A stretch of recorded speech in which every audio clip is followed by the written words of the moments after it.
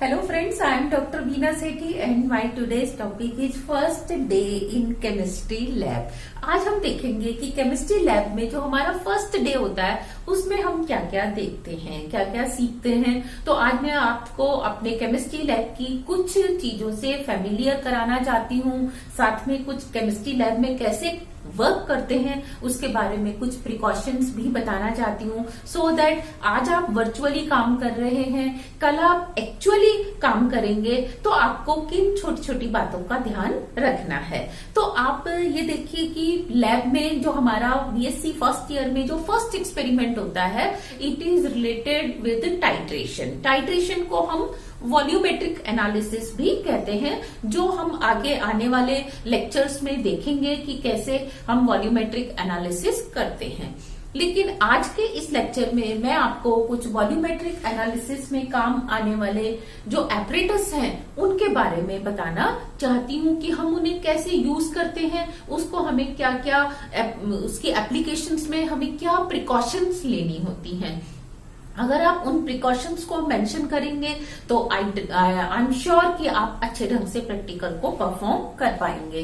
तो फर्स्ट जो हम लैब में काम में लेंगे टाइट्रेशन या वॉल्यूमेट्रिक एनालिसिस में वो होगा हमारा ब्यूरेट। ब्यूरेट क्या होता है और ब्यूरेट को कैसे काम में लेते हैं। ब्यूरेट के लिए आप ध्यान दीजिए कि ये एक लॉन्ग लगभग 70-80 सेंटीमीटर लॉन्ग एक ग्लास की ट्यूब होती है और इस ट्यूब में 0 से लेकर 50 तक के मार्क्स लगे होते हैं और इसमें नीचे एक पिंच कॉक होती है जिसको हम जब चाहे ओपन करके उसमें से सॉल्यूशन को ले सकते हैं। अब इसको आप ध्यान से देखिए कि इसमें 0 जो है वो टॉप पे नहीं है, पहली चीज, उसके ऊपर कुछ गैप होता है। नेक्स्ट जो 50 है वो बिल्कुल नीचे नहीं है, 50 के नीचे भी क्या होता है, कुछ गैप होता है। तो इट मीन्स इस 0 से लेके 50 के बीच में जो सॉल्यूशन आएगा उसका वॉल्यूम होगा 50 ml। नेक्स्ट ये 0 इसमें ऊपर की तरफ होता है, नीचे इसमें 50 होता है और हर 1 ml के बीच में, जैसे मैंने इसका ये छोटा सा पोर्शन, इस पोर्शन को यहां से लेके यहां तक के पोर्शन को आपको ये एनलार्ज करके दिखाया है यहां तक। तो इसमें ध्यान दो 0 और 1 के बीच में 10 स्मॉल फ्रैक्शंस होते हैं और ये 10 स्मॉल फ्रैक्शंस डिनोट करते हैं 0.1 ml या 0.1 cc को। 0 से 1 मीन्स 1 cc, लेकिन 0 से और इस फर्स्ट फ्रैक्शन तक जब वॉल्यूम आप नीचे से डिस्पर्स करेंगे तो जो गैप आएगा वो क्या किसको डिनोट करेगा, यहां से यहां तक का वॉल्यूम कितना होता है 0.1 cc या 0.1 ml। तो लाइकवाइज यू कैन से 0 से लेके 1 के बीच में आप 10 फ्रैक्शंस ऑफ वॉल्यूम को रीड कर सकते हैं, मेजर कर सकते हैं। सिमिलरली 1 से लेके 2, 2 से लेके 3, 3 से लेके 4 तक। अब आप यहां देखो कि इस को हम कैसे काम में लाते हैं। तो इसके लिए मैं आपको एक अलग से वीडियो डाल के दे रही हूं, इसी वीडियो में इंसर्ट कर रही हूं, आप उसको देख सकते हैं। नेक्स्ट होता है कि आप इसको काम में कैसे लेते हैं। आप इसको, ये ब्यूरेट स्टैंड होता है जिसके नीचे एक प्लेटफॉर्म होता है, प्लेटफॉर्म के ऊपर एक आयरन की रॉड होती है और इस रॉड के ऊपर एक अलग से पिंच कॉक होती है। हम इसको इस तरीके से प्रेस करके इसको इसमें सेट कर देते हैं और सेट करने के बाद हम क्या करेंगे, इसको थोड़ा सा ऊपर रखते हैं, नीचे वॉल्यूमेट्रिक फ्लास्क हम लेते हैं, उसमें हम सॉल्यूशन को धीरे धीरे step by step drop by drop add करते हैं। इसको हम रीड कैसे करते हैं। हमारे पास 2 ऑप्शन होते हैं, या तो हमारा सॉल्यूशन कलर्ड हो सकता है या हमारा सॉल्यूशन कलरलेस हो सकता है। तो एक चीज होती है जिसे हम कहते हैं मेनिस्कस। मेनिस्कस क्या होता है कि अगर आप किसी भी स्फेरिक मतलब आप लॉन्ग ट्यूब में कोई सॉल्यूशन फिल करते हैं तो वो कभी भी इस तरीके से नहीं होता। क्या होता है, वो कोहेसिव फोर्स के कारण थोड़ा सा साइड वॉल में ऊपर की तरफ इस तरीके से आप उसको देखते हैं। कभी भी सॉल्यूशन का लेवल ऐसे नहीं होता, फ्लैट नहीं होता, ये थोड़ा दोनों साइड से क्या होता है, थोड़ा सा अपवर्ड होता है। एक्चुअली आप इसको 2 डायमेंशनली देख रहे हैं तो आपको ये लग रहा है कि ये 2 साइड से आप ऊपर की तरफ आ रहा है, ऐसा नहीं होता। क्या होता है कि जैसे ये एक ट्यूब है, इसमें आपने सॉल्यूशन फिल किया तो वो ऐसे नहीं होगा फ्लैट, ये चारों तरफ से, चारों ही साइड से थोड़ा सा और ऊपर आ जाएगा और बीच में मिडिल ऑफ द सॉल्यूशन जो है, सरफेस जो है, वहां से थोड़ा सा नीचे रहता है। ये तब होता है जब कोहेसिव फोर्स ज्यादा है, मीन्स सॉल्यूशन और जिस मटेरियल की ये ब्यूरेट बनी है या कोई भी जिसमें आपने डाला है जिस ट्यूब में, अगर उसके बीच में फोर्स ज्यादा है तो ये इस because of this cohesive force ये थोड़ा सा ऊपर हो जाता है और इस प्रोसेस से जो शेप बनती है, इस शेप को हम कहते हैं मेनिस्कस। अब मेनिस्कस में आप देखो ये वाली चीज को पढ़ोगे जो ऊपर अपर मेनिस्कस है, या इस बॉटम को देखोगे कि ये बॉटम कौन से फ्रैक्शन को टच कर रहा है, कौन से मार्क को टच कर रहा है, या इसको देखेंगे आप। तो ध्यान दो, जब आप कलरलेस सॉल्यूशन लेते हैं तो कलरलेस सॉल्यूशन में जैसे ये ट्यूब है और आपने ये देखो, सपोज मैंने ये ले लिया, तो ये एक ट्यूब है, इसमें कलरलेस सॉल्यूशन है और वो बाउंड्री से ऊपर की तरफ आ गया, तो जो मिडिल ऑफ द सरफेस में वो नीचे की साइड है, उसका बॉटम जो मिडिल है जो वो नीचे की तरफ है, तो आप उसको देख पाएंगे। आप अपनी तरफ से देखेंगे, मैं अपनी तरफ से देखूंगी, तो I can visualise both things, specifically both things clearly, कि ये इसको ऊपर से यहां तक टच कर रहा है इस फ्रैक्शन को, और नीचे से वो इस फ्रैक्शन को टच कर रहा है, तो मैं दोनों मेनिस्कस देख सकती हूँ। तो इस केस में हम क्या करते हैं, कलरलेस के केस में हम ये देखते हैं कि ये लोअर मेनिस्कस कौन से फ्रैक्शन को टच कर रहा है। अगर ये लोअर मेनिस्कस 1 को टच कर रहा है तो इट मीन्स उसकी रीडिंग इस समय 1 ml है, और अगर आप यहां से इस तरीके से इसको देखते हैं तो इट मीन्स ये 0.1 2 3 4 5 6 7, तो इसकी रीडिंग क्या होगी, 0.7 होगी। Next option is if the solution is coloured. अगर सॉल्यूशन कलर्ड है उस केस में क्या होता है कि जैसे ये एक ट्यूब में आपने सॉल्यूशन फिल किया और वो चारों तरफ बाउंड्री से थोड़ा सा ऊपर आ गया, तो आपको पहले बाहर की तरफ वाला सॉल्यूशन दिखेगा, उसके बाद बॉटम या मिडिल वाला सॉल्यूशन दिखेगा, मेनिस्कस दिखेगा। तो जब आप उसको इस तरह से देखते हैं तो आपको केवल अपर मेनिस्कस तो दिखता है लेकिन लोअर मेनिस्कस नहीं दिखता। तो जब आपको लोअर मेनिस्कस नहीं दिखता, जैसे ये एक 0 का पॉइंट था, अब इस केस में कलर्ड सॉल्यूशन का यहाँ पे आपने देखा अपर मेनिस्कस 0 को टच कर रहा है, लेकिन इसका ये लोअर मेनिस्कस ये कितना नीचे है, यू कांट सी। जब आप इसको विजुअलाइज ही नहीं कर सकते कि ये कितना नीचे है, वेदर इट इज टचिंग 0.1 0.1 और इट इज टचिंग 0.2 और इट इज टचिंग 0.3, तो जिस चीज को आप विजुअलाइज ही नहीं कर सकते तो आप उसको रीड भी नहीं कर सकते। तो in case of coloured solution we always read upper meniscus, and in case of lower colourless solution we read lower meniscus. इन दोनों में से कौन ज्यादा करेक्ट होता है? तो एक्चुअली जो लोअर मेनिस्कस होता है वहां ज्यादा सॉल्यूशन होता है और जो साइड में अपर मेनिस्कस की तरफ सॉल्यूशन होता है वो कम होता है। तो इसीलिए reading of lower meniscus is more correct, but जहां हम उसको पढ़ ही नहीं पा रहे या देख ही नहीं पा रहे तो उस केस में हम अपर मेनिस्कस रीड करते हैं, जैसे कि कलर्ड सॉल्यूशन आपने KMnO4 या पोटेशियम डाइक्रोमेट का ले रखा है, लेकिन कलरलेस सॉल्यूशन के केस में we always reading at lower meniscus. Next we see कि ब्यूरेट की रीडिंग कैसे पढ़ते हैं। ध्यान दो, जैसे अगर ये ब्यूरेट है, इसमें यहाँ पे ये मार्क्स लग रहे हैं, तो आप क्या करेंगे, जहां 0 के आसपास रीडिंग है, आपकी आईज का लेवल और रीडिंग जहां तक सॉल्यूशन है उसका लेवल सेम होना चाहिए, इनमें 0 डिग्री का एंगल होना चाहिए। कभी भी ऐसा नहीं करना चाहिए कि आपने, क्योंकि ये 70 सेंटीमीटर लंबी तक ब्यूरेट होती है और आपका जीरो काफी हाई पे आ जाता है, तो आप ऐसे करके नहीं पढ़ पाते, ना नीचे से ऐसे देख पाते हैं। तो आपने क्या करना है, उसको जीरो तक फिल नहीं करना, जीरो से थोड़ा नीचे फिल करना है, यानी कि 10 से स्टार्ट कर सकते हैं आप, या 15 से स्टार्ट कर सकते हैं। और जहां रीडिंग है वहां आपकी आईज का लेवल सेम होना चाहिए, पैरेलल, दोनों एक ही लेवल पे होनी चाहिए। कभी भी हम रीडिंग को ऐसे ऊपर से भी नहीं देखते कि सॉल्यूशन तो नीचे और आप ऊपर से खड़े होके देख रहे हैं, या सॉल्यूशन ऊपर है और आप नीचे से देख रहे हैं। अगर आपने नीचे की रीडिंग पढ़नी है तो आप अपने आप को थोड़ा सा बेंड करके ऐसे नीचे करके देख सकते हैं, और अगर ऊपर है और आप इजीली थोड़ा सा अप हो सकते हैं तो आप अप होके देख सकते हैं, नहीं तो आप सॉल्यूशन को ही कम कर सकते हैं। और कई बार लाइट की विजिबिलिटी के कारण या लाइट प्रॉपर नहीं होने के कारण आप इसका रीडिंग प्रॉपर मेनिस्कस नहीं पढ़ पाते, तो आप क्या कर सकते हैं, इसके पीछे एक प्लेन पेपर रख के भी इसका मेनिस्कस देख सकते हैं, उससे आपको करेक्ट रीडिंग मिलती है। तो ये था आपका कि हम इसको रीड कैसे करते हैं। Now we see how to fill burette.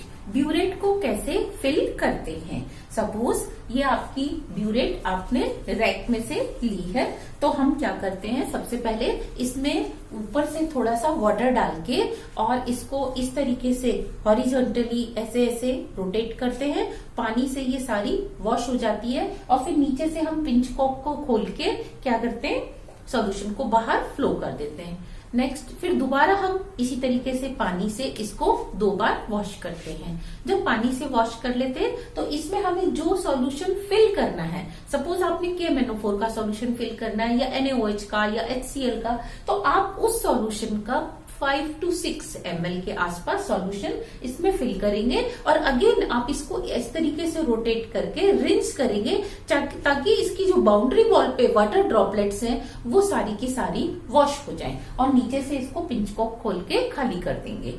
अब आपने देखा कि आपकी ब्यूरेट रेडी है सॉल्यूशन फिल करने के लिए, तो हम इसको कैसे फिल करते हैं, हम इसको पहले स्टैंड पे लगा देते हैं। ये ब्यूरेट स्टैंड में यहाँ आप देखेंगे ये आयरन का होता है, ये कई बार पॉलिश्ड भी होता है और किसी डिफरेंट कलर में, व्हाइट या ब्लैक कलर में भी हो सकता है। तो ये आप देखेंगे नीचे इसके एक स्टैंड होता है, स्टैंड के ऊपर एक आयरन रॉड होती है जिसपे यहाँ पे एक पिंच कॉक लगी होती है।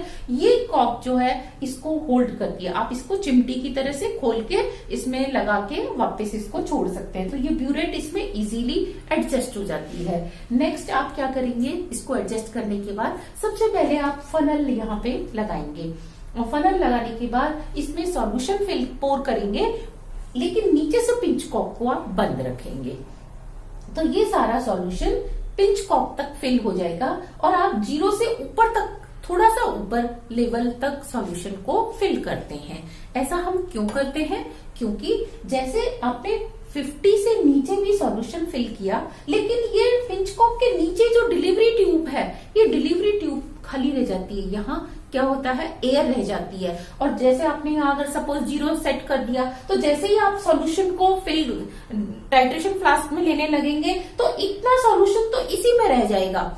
तो हमें जब ब्यूरेट फिल करनी होती है तो नीचे तक फिल करते हैं, और थ्रू आउट द ब्यूरेट इसमें कोई एयर बबल नहीं होना चाहिए। और इसको फिल करने के लिए हम क्या करते हैं, नीचे एक बीकर लगा के और पिंच कॉक को खोल देते हैं, तो ये जो आपने 0 से ऊपर एक्स्ट्रा सॉल्यूशन ले रखा था ये सारा इस बीकर में आ जाता है, और हम रीडिंग कहाँ पे सेट कर लेते हैं, 0 पे सेट कर लेते हैं। तो ये हमारी होती है इनिशियल रीडिंग।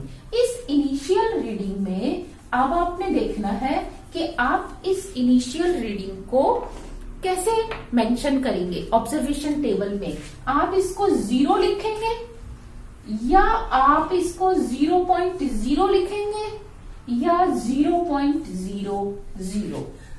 आप बताना चाहेंगे, आप मेरे कमेंट सेक्शन में लिख सकते हैं कि विच वन इज करेक्ट, 0 लिखना सही है या 0.0 लिखना सही है या 0.00। तो आप देर मत करिए, पहले आप फटाफट लिख दीजिए कि इस आपके अकॉर्डिंग क्या लिखना सही है। अब देखिए मैं आपको बताती हूँ क्या होता है कि इस ब्यूरेट की कैपेबिलिटी क्या है कि 0 और 1 के बीच में, ये 0 था और ये 1 था, 0 और 1 के यहाँ पे, सॉरी ये 0 और 1, 0 और 1 के बीच में इसमें 10 स्मॉल फ्रैक्शंस हैं, और अगर सॉल्यूशन का लेवल यहाँ पे है तो आप कह सकते हैं 0.1, फिर यहाँ पे है तो 0.2, 0.3, यहाँ पे 4, 5, 6, 7, 8, 9 एंड जैसे ही 10 होगा आप कह देंगे 1। तो क्योंकि आपकी ब्यूरेट में ये कैपेबिलिटी है कि वो 0.1 यानी कि पॉइंट के फर्स्ट डेसिमल तक रीडिंग पढ़ सकता है, तो आप जब वो 0.1, 0.2, 0.8 को रीड कर सकता है, तो जब वो प्रॉपर 0 पे है तो आप इसको 0 नहीं लिखेंगे, आप लिखेंगे 0.0। मीन्स रीडिंग में फर्स्ट डेसिमल को मेंशन करना बहुत जरूरी होता है। और अगर आपने इसको खाली 0 लिख दिया तो इट मीन्स आपके पास ऐसी ब्यूरेट है जो 0, 1, 2, 3 ये तो पढ़ सकती है, लेकिन 0 से अगर थोड़ा सा भी नीचे हो गया लेवल या थोड़ा सा ऊपर हो गया लेवल, या सपोज ये 10 था, 10 के ऊपर या 10 के नीचे हो गया, तो ये इसको रीड नहीं कर सकती। इट मीन्स डेसिमल के फर्स्ट पॉइंट पे रीड नहीं कर सकती अगर आप सिर्फ 0 लिखेंगे। पर क्योंकि आपको ऐसी ब्यूरेट दी जाती है जो डेसिमल के फर्स्ट पॉइंट तक पढ़ सकती है, तो हम इसको 0.0 लिखेंगे। तो क्या 0.00 लिखना ज्यादा करेक्ट होगा? नहीं। क्यों? क्योंकि ये पॉइंट के बाद 0 हम अपनी इच्छा से नहीं लगाते, ये डिपेंड करता है कि आपके पास कैसा इंस्ट्रूमेंट है, कैसा एपरेटस है, उसकी कैपेबिलिटी क्या है, वो how much efficient it is, तो हम उसके अकॉर्डिंग ही इसकी 0 को मेंशन करते हैं, पॉइंट के बाद कितनी लगानी है। अगर इसमें ऐसा होता कि 0 और 0.1 के बीच में 10 स्मॉल फ्रैक्शंस होते, तो इट मीन्स ये डेसिमल के सेकेंड डेसिमल तक रीडिंग को देख सकती है। तो उस केस में मैं 0.00 लिखती, लेकिन इस केस में मैं 0.00 नहीं लिखूंगी। मैं क्या मेंशन करूंगी? ओनली 0.0 मीन्स पॉइंट के बाद केवल एक 0 मेंशन करूंगी। और अगर रीडिंग सपोज 4 पे है तो 0.4, और अगर 2.4 पे है तो 2.4 लिखूंगी। मैं इसको मैं 2.40 नहीं लिखूंगी। मीन्स डेसिमल के बाद ओनली एक स्पेस तक ही मैं रीडिंग को मेंशन करूंगी।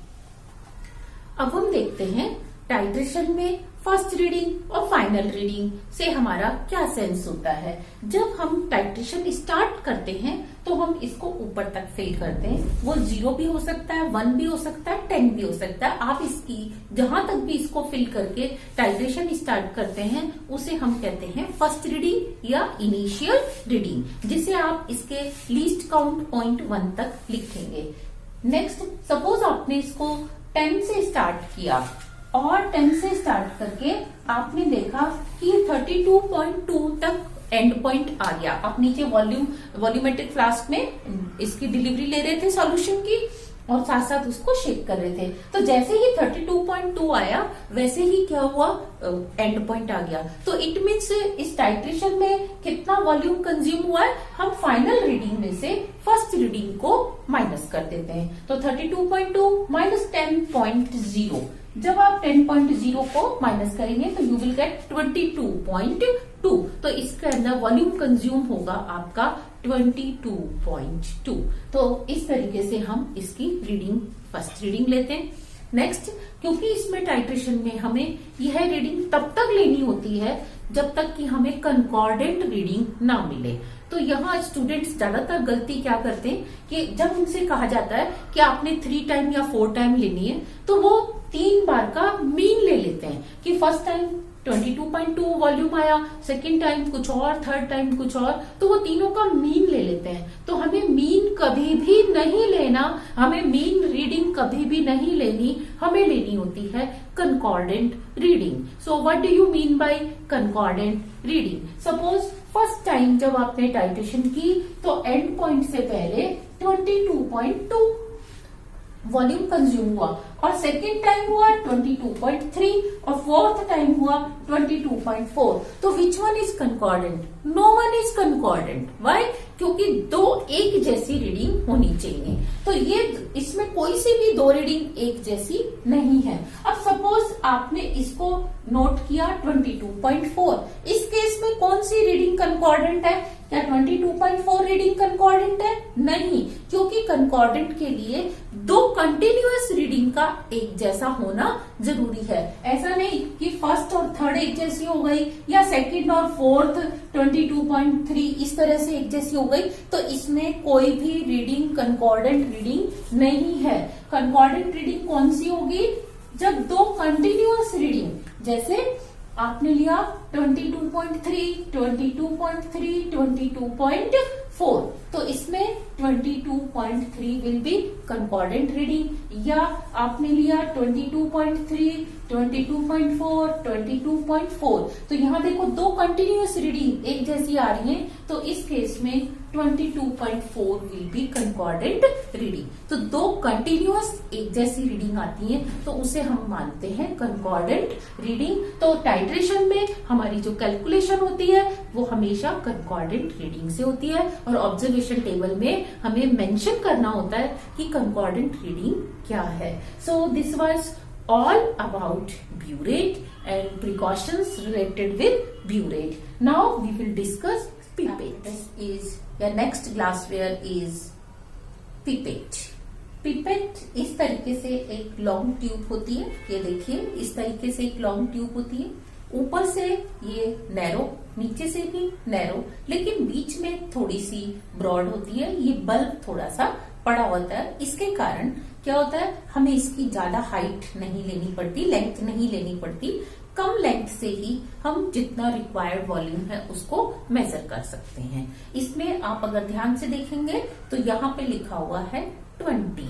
इट मीन्स ये पिपेट 20 ml सॉल्यूशन को मेजर कर सकती है।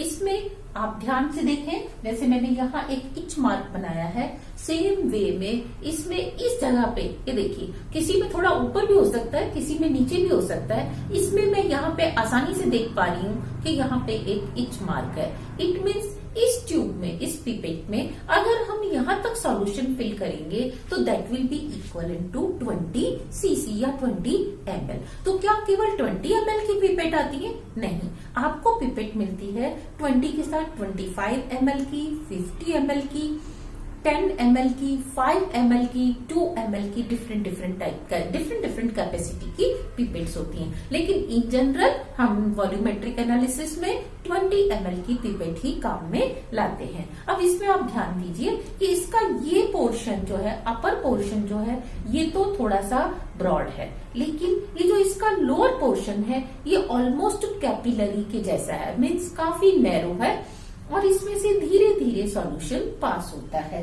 तो इसके सॉल्यूशन की जब हम रीडिंग अपनी ऑब्जर्वेशन टेबल में लिखेंगे तो क्या हमें 20 लिखना है, या हम इसको 20.0 लिखेंगे, या हम 20.00 लिखेंगे।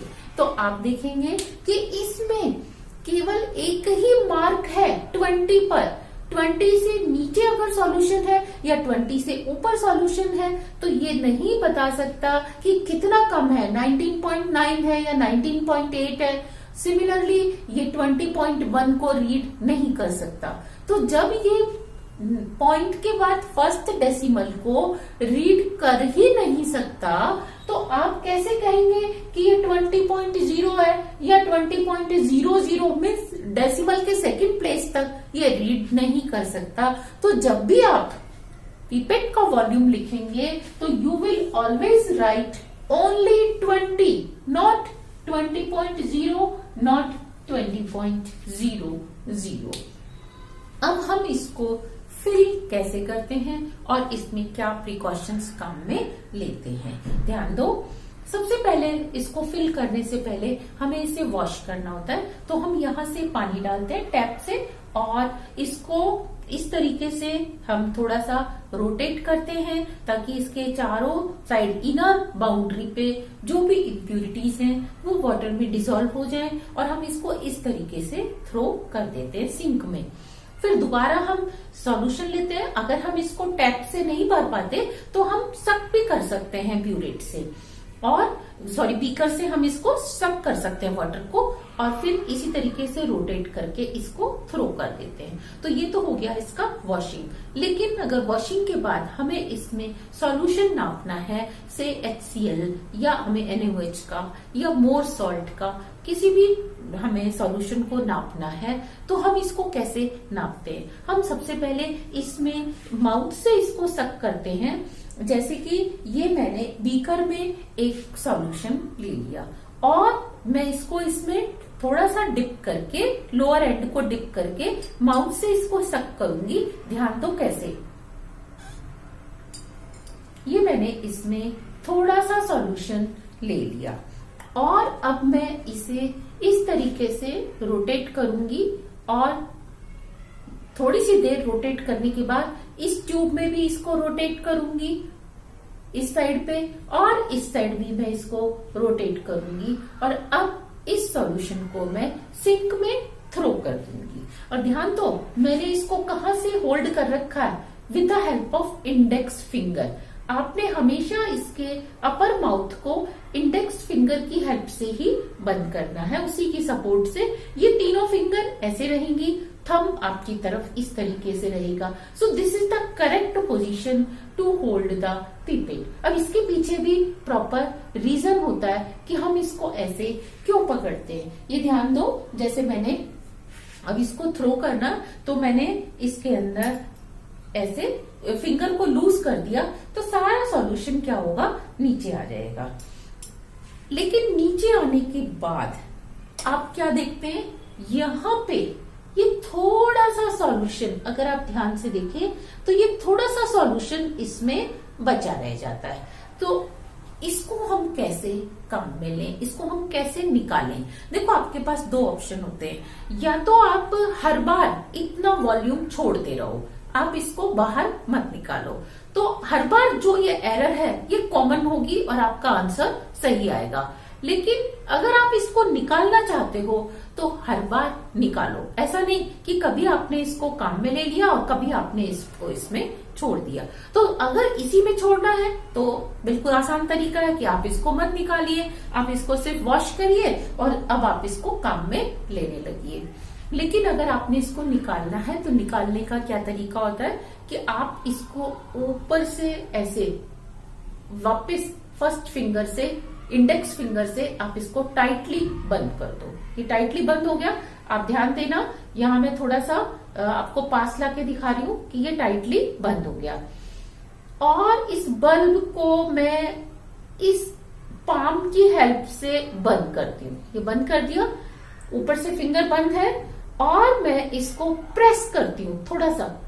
जैसे ही मैं इसको मुट्ठी को, अपनी फीस्ट को बंद करती हूँ तो ये सॉल्यूशन नीचे आ जाता है। तो ये देखिए, खाली हो गई आपकी ट्यूब। तो इस तरीके से जब आप इसको यहां से अपने हाथ की गर्मी देते हैं और ऊपर से आप इसको बंद रखते हैं तो इसके अंदर जो एयर है वो एक्सपैंड करती है। और एक्सपेंड करके, क्योंकि ऊपर से तो आपने अच्छे से होल्ड कर रखा है, इसको बंद कर रखा है, और नीचे क्या है? वाटर या सॉल्यूशन है, तो इसका प्रेशर ऊपर भी आता है और नीचे भी आता है। तो ऊपर आपने बंद कर रखा है तो नीचे से फिर वो सॉल्यूशन जिसमें हमें चाहिए टाइट्रेशन फ्लास्क में, उसमें आ जाता है। और थोड़ा सा हम क्या करते हैं, जैसे ये सॉल्यूशन इसमें अगर है तो एक ये भी होता है कि आप इसको फ्लास्क की बाउंड्री से टच कर दो। जैसे ही आप इसके माउथ को टच करते हैं तो बिकॉज ऑफ कैपिलरी एक्शन वो सॉल्यूशन देखिए खाली होके किस में आ जाता है? फ्लास्क में आ जाता है। और अगर ये फ्लास्क में नहीं आ रहा तो आपने क्या करना है? वही जैसे मैंने आपको बताया, फ्लास्क की बाउंड्री से टच करते हुए, ऊपर से होल्ड करते हुए, बीच में से इसको हल्का सा प्रेस करना है तो ये सॉल्यूशन नीचे आ जाएगा और पिपेट खाली हो जाएगी। अब इसको आप इंडेक्स फिंगर से ही क्यों बंद करते हैं?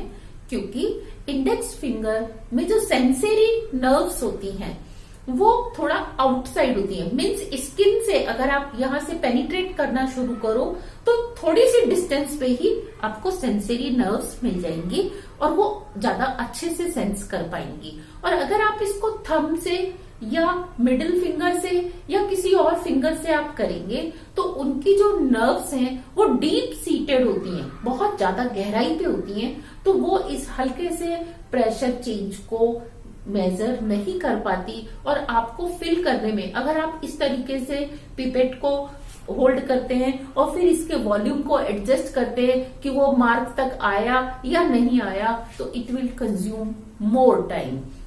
और अगर आप इस तरीके से करेंगे तो it will consume less time. और इसको हम फिल कैसे करते हैं, ध्यान दो, ये जैसे एक बीकर में सॉल्यूशन ले लिया आपने, आप इसको माउथ की हेल्प से फिल करेंगे और ध्यान दें कि ये सॉल्यूशन आपके माउथ में नहीं आना चाहिए।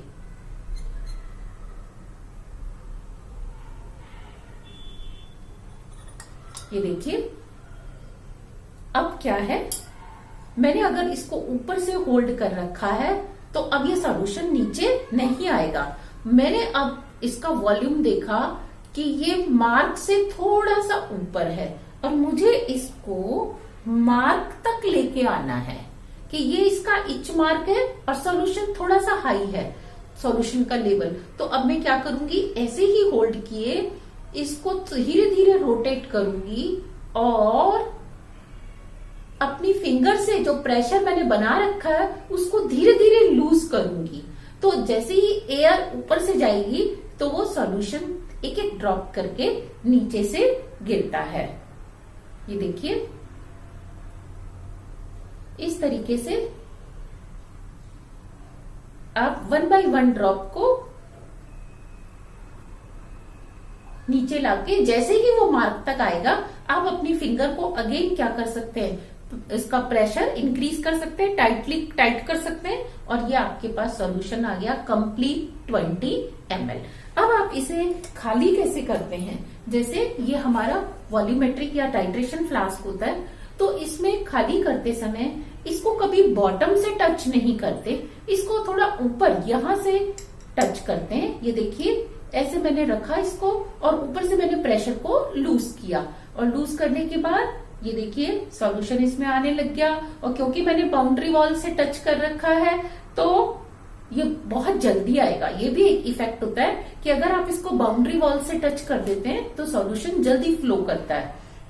ये सॉल्यूशन इसमें आ गया और क्योंकि मैंने बाउंड्री वॉल से टच कर रखा है तो ज्यादा चांसेस इसी के हैं कि इसमें वो नीचे वाली ड्रॉपलेट ना बचे। पर क्योंकि अभी भी आप देख रहे हैं थोड़ा सा वॉल्यूम बच गया है तो इसको मैं कैसे रिलीज करूंगी कि मैं इसको नीचे रख के फ्लास्क को नीचे रख के ऊपर से होल्ड करके बीच में से ऐसे थोड़ा सा प्रेस करूंगी और ये ड्रॉप नीचे गई तो ये पूरा खाली हो जाता है। तो ये था पिपेट के बारे में कि पिपेट को हम कैसे काम में लाते हैं, कैसे वॉश करते हैं, इसकी क्या प्रिकॉशंस हैं। कुछ लैब्स में आपको इस तरीके से बल्ब्स मिल सकते हैं जो कि रबड़ के होते हैं, इनको आप इस तरीके से ऊपर से फिक्स कर देते हैं और फिक्स करने के बाद आप इसको पहले पूरा अच्छे से प्रेस कर दीजिए। ये आपने इसको अच्छे से प्रेस कर दिया, बिल्कुल भी नहीं छोड़ा, लूज नहीं छोड़ा। अब आप इसको धीरे से लूज करिए तो ये सॉल्यूशन देखिए इसमें धीरे धीरे फिल हो जाता है और ये देखिए ऊपर तक फिल हो गया। अब आपको जहां मार्क तक सॉल्यूशन चाहिए आप ऊपर से प्रेशर इंक्रीज करिए, धीरे धीरे सॉल्यूशन नीचे आ जाएगा और जहां आपको ये मार्क तक आ गया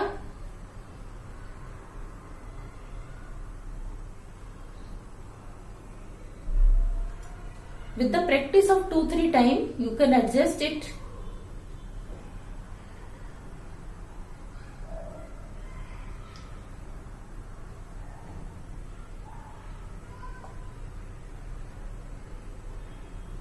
ये मैंने इसको कंप्लीट मार्क तक भर दिया और क्योंकि अभी मैं इसको थोड़ा सा खड़े होके एक्सपेरिमेंट कर रही हूं मैंने इसको हाथ में होल्ड कर रखा है, इसीलिए आपको इसमें एयर बबल दिख रहा है। अदरवाइज इसको आप इसको टेबल पे रख के भी कर सकते हैं तो एयर बबल नहीं होगा।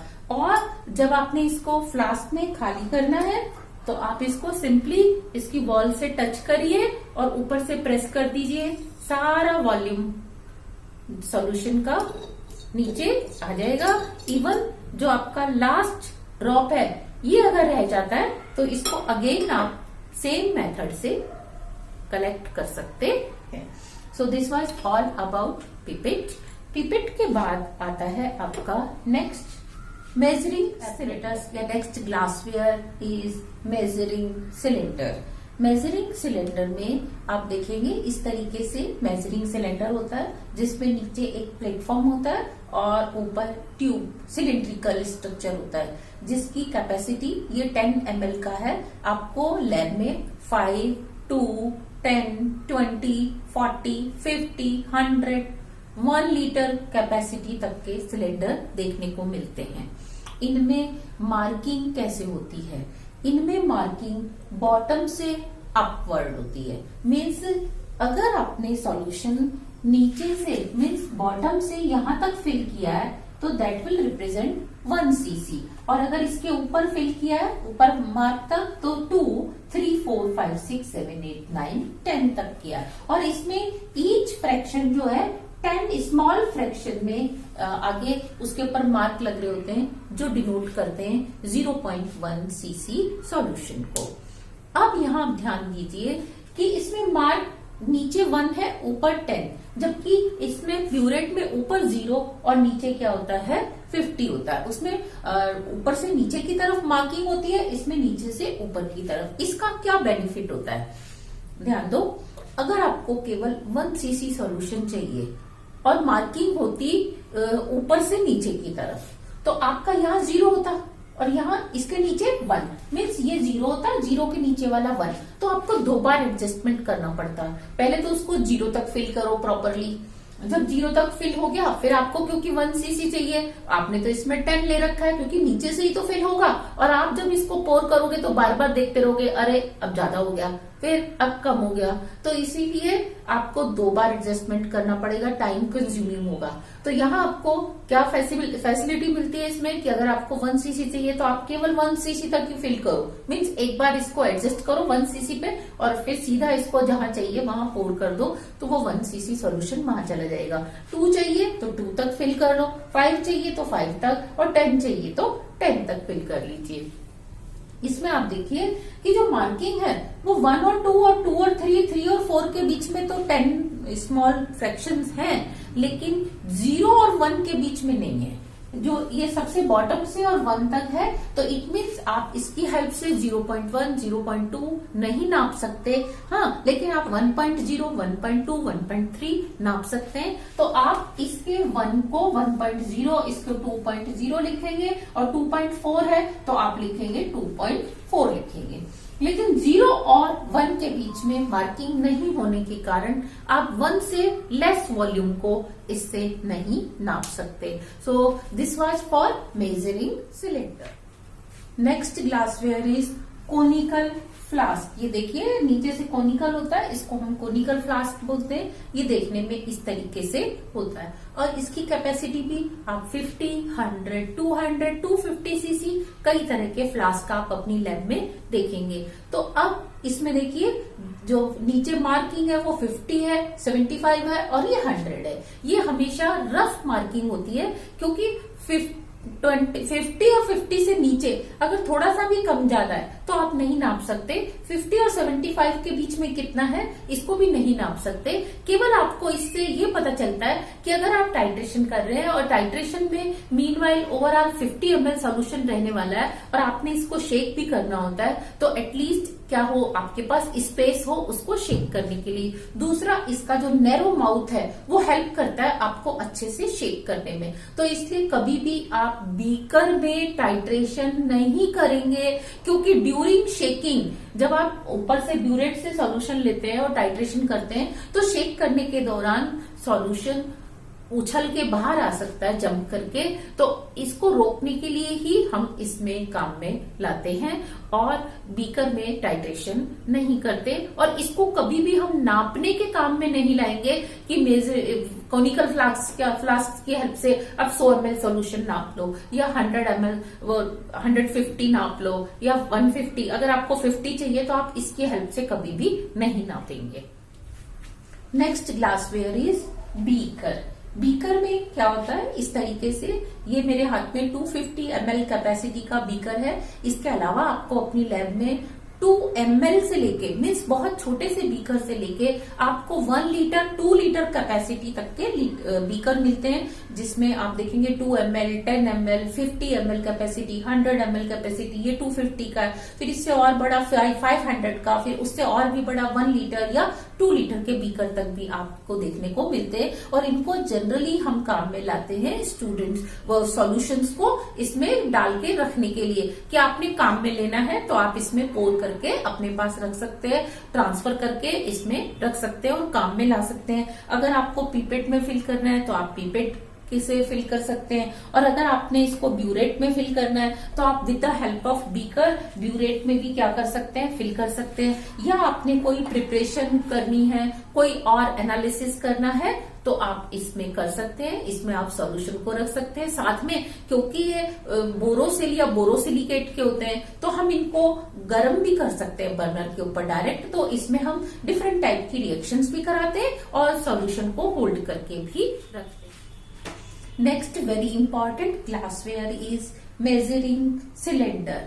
मेजरिंग सिलेंडर में हम क्या करते हैं, इस तरीके का मेजरिंग सिलेंडर होता है। ये देखिए नीचे एक कोनिकल या राउंड शेप में बल्ब होता है, ऊपर लॉन्ग नेक होती है और इस नेक में किसी एक जगह पे इधर या थोड़ा सा ऊपर या नीचे आप देखेंगे मार्क लगा हुआ होता है जो डिनोट करता है कि अगर आपने इसको यहां तक सॉल्यूशन को फिल कर दिया तो इसकी जो रिटर्न कैपेसिटी है, जैसे ये 100 ml का है तो ये 100 ml सॉल्यूशन यहां तक आएगा। तो with the help of this हम क्या कर सकते हैं, इसमें 100 ml सॉल्यूशन बना सकते हैं। बेसिकली इनकी जो मेन एप्लीकेशन है वो है एक फिक्स्ड क्वांटिटी में, फिक्स्ड वॉल्यूम में स्टैंडर्ड सॉल्यूशन बनाना। जैसे कि आप जानते हैं स्टैंडर्ड सॉल्यूशन में सॉल्यूट की कंसंट्रेशन और फिक्स होती है, वॉल्यूम फिक्स रखना होता है हमें। वहां आप ऐसा नहीं कर सकते कि 100 से थोड़ा सा ज्यादा या 100 से थोड़ा सा कम, वहां एग्जैक्ट 100 ml आपको सॉल्यूशन बनाना होता है।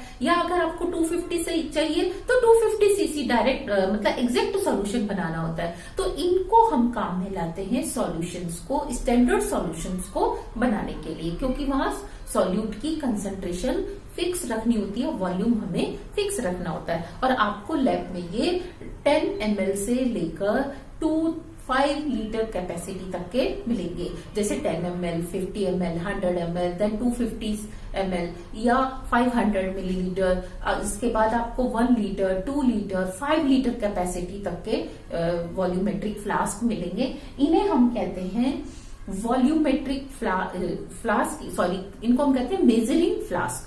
मेजरिंग फ्लास्क में हम वॉल्यूम को मेजर करते हैं स्टैंडर्ड सॉल्यूशन के, और इसको हम कैसे काम में लाते हैं या इसमें हम सॉल्यूशन कैसे बनाते हैं ध्यान दो। सपोज आपको n/10 सॉल्यूशन बनाना है NaOH का, तो फर्स्ट आप कैलकुलेट करेंगे कि n/10 सॉल्यूशन 100 ml बनाने के लिए आपको कितने ग्राम NaOH रिक्वायर्ड है। आप उतने ग्राम NaOH को वॉच ग्लास में रख के वे कर लेते हैं। सपोज आपने वे कर लिया, इसकी क्योंकि कैप फिक्स होती है आप इसको खोल भी सकते हैं इस तरीके से, और खोलने के साथ साथ हम इसकी यहाँ ग्रीसिंग करके रखते हैं। ग्रीसिंग करने से क्या होता है, इसको खोलना और बंद करना आसान होता है। कई बार अंदर कोई हाइग्रोस्कोपिक अगर सॉल्यूशन है और आपने ग्रीसिंग नहीं की और आपने इसकी कैप को बंद कर दिया तो अंदर वॉल्यूम कम हो जाएगा और वैक्यूम बन जाएगा और इस कैप को खोलना मुश्किल होगा। तो इसीलिए हम यहाँ पे ग्रीसिंग करके रखते हैं। अब आप जैसे NaOH सॉल्यूशन बना रहे थे, तो NaOH सॉल्यूशन के लिए पहले आप जितने ग्राम आपको चाहिए, क्योंकि n/10 अगर 1 लीटर बनाना है तो आपको 4 ग्राम चाहिए, और अगर आपको 100 ml ही बनाना है तो 0.4 चाहिए। तो 0.4 ग्राम NaOH को आप पहले एनालिटिकल बैलेंस पे वे कर लेते हैं। वे करने के बाद आप उसको पहले थोड़ी सी क्वांटिटी ऑफ वाटर में डिसॉल्व करते हैं, इतनी नहीं, इससे कम क्वांटिटी में डिसॉल्व करते हैं। और डिसॉल्व करने के बाद आप इसमें ये फनल लगाकर with the help of funnel हम इसको इसमें पोर कर देते हैं। ये आपने थोड़ा सा जो NaOH को डिसॉल्व किया था इसमें पोर कर दिया, क्योंकि अब इस बीकर की वॉल के ऊपर, बाउंड्री के ऊपर अभी NaOH का सॉल्यूशन कुछ ड्रॉप्स चिपकी हुई होती हैं, तो हम इसमें और सॉल्यूशन वाटर डालते हैं, डिस्टिल वाटर, और फिर इसको वॉश करके इस तरीके से इसमें फिल करते जाते हैं। और हम क्या ध्यान देते हैं कि इसका वॉल्यूम उस मार्क से ऊपर ना आके थोड़ा सा नीचे तक ही रहे। तो ये देखो, हम इसको कुछ कम क्वांटिटी में फिल करते हैं और फनल को हटा देते हैं। फनल को हटाने के बाद अभी देखिए मार्क यहाँ तक है और सॉल्यूशन जो है वो मैंने थोड़ा सा नीचे रखा है, और विजिबिलिटी के आपको विजिबल हो सके इसके लिए मैंने क्या किया, थोड़ा सा कोई कलर्ड सॉल्यूशन काम में लिया है। अब यहां से यहां तक फिल कैसे करते हैं, कभी भी हम बीकर से नहीं फिल करते या किसी और फ्लास्क से फिल नहीं करते, हम इसको फिल करते हैं with the help of dropper. Dropper से की जगह मैं यहाँ पिपेट काम में ले रही हूँ, तो हम क्या करते हैं, इस तरीके से पिपेट में या ड्रॉपर में थोड़ा सा सॉल्यूशन लेते हैं, ये देखिए, और with the help of dropper हम इसमें एक एक ड्रॉप सॉल्यूशन मिलाते हैं और इस तरीके से ऐड करते हैं कि इसका जो लेवल है वो क्या हो, मार्क तक आ जाए।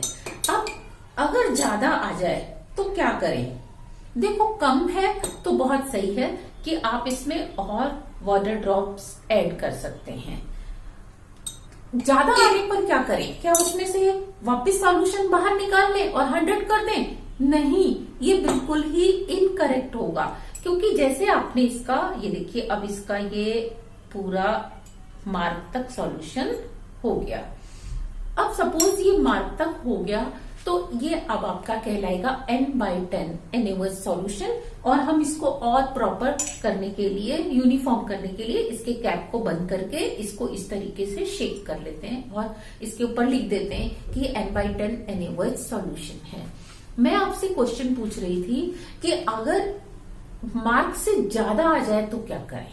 मार्क से ज्यादा आ जाए तो यह बात तो पक्की है कि वो सॉल्यूशन अब डाइल्यूट हो चुका है, चाहे कम अमाउंट में हुआ है पर डाइल्यूट हो गया है। कभी भी ऐसा ना करें कि आप उसमें से वापस थोड़ा सा निकाल के फेंक दें। वापस निकाल के फेंकने से क्या होगा कि जो उसमें NaOH डिसॉल्व हो गया था वो भी चला जाएगा बाहर और क्वांटिटी कम हो जाएगी, कंसंट्रेशन कम हो जाएगी। अब अगर फेंकने के दौरान क्या हो कि थोड़ा सा ज्यादा चला जाए तो फिर आप फिर और डालेंगे, ऐसा नहीं करते। हम क्या करते हैं कि पहले तो कोशिश करते हैं कि इसको कम सॉल्यूशन रखें और drop by drop with the help of dropper हम इसमें वाटर ऐड करें ताकि गलती ना हो। और अगर फिर भी हो जाती है तो आपने उसको फेंकना नहीं है, उसी में रखना है। तो इस तरीके से आप n/10 का 100 ml सॉल्यूशन बना सकते हैं, और अगर 250 cc कैपेसिटी का तो आप 250 cc सॉल्यूशन बना सकते हैं। ये हमारा स्टैंडर्ड सॉल्यूशन बनाने के लिए हम मेजरिंग फ्लास्क को काम में लाते हैं। So this was all about some important glassware और इनसे जुड़ी हुई प्रिकॉशंस कि हमें क्या प्रिकॉशंस काम में लेनी है। कई बार हमें सॉल्यूशन बनाते समय एसिटिक एसिड ऐड करना पड़ता है या H2SO4 ऐड करना होता है या कभी गर्म करना होता है, तो हम क्या करते हैं, देखो ये पूरा राउंड नहीं होता, ये फ्लैट होता है नीचे से, तो हम इसको गर्म भी कर सकते हैं या इसमें गर्म वाटर भी डाल सकते हैं। और H2SO4 या एसिटिक एसिड या HCl कुछ या अमोनिया अगर ऐड करना है तो हम उसको 100 ml बनाने से पहले ही ऐड करते हैं। मीन्स जब तक थोड़ा सा वॉल्यूम है उसी समय हम H2SO4 या अमोनिया या HCl जो भी ऐड करना है वो हम कर देते हैं। उसके बाद वाटर ड्रॉप्स डाल के इसके सॉल्यूशन को हम मार्क तक फिल कर लेते हैं। So this was all about burette, pipette and cylinder, then measuring flask, conical flask and beaker. इसके अलावा कुछ और छोटे छोटे से ग्लासवेयर हम लैब में काम में लाते हैं, जैसे वॉच ग्लास काम में लेते हैं, स्पैचुला लेते हैं और ग्लास रॉड काम में लेते हैं, वायर गॉस या ट्राइपॉड स्टैंड, ये सब हम अपने नेक्स्ट वीडियो में देखेंगे। इस लेक्चर में मैंने आपको मेजर पोर्शन को कवर किया है और student you are requested to watch my next lecture surely, क्योंकि उसमें मैं आपको बताऊंगी कि अगर आपको 20 cc सॉल्यूशन नापना है, ये आपके पास 20 cc, इसमें से 20 cc सॉल्यूशन नाप के आपने अलग करना है, तो आप किसको प्रिफर करेंगे, किससे ज्यादा एक्यूरेट होगा, with the help of burette या with the help of pipette या with the help of this cylinder, तो कैसे नापे उसको, ये मैं अपने नेक्स्ट लेक्चर में डिस्कस करने वाली हूँ। Please watch my next lecture surely and please right in my comment section if you like this lecture. Thank you.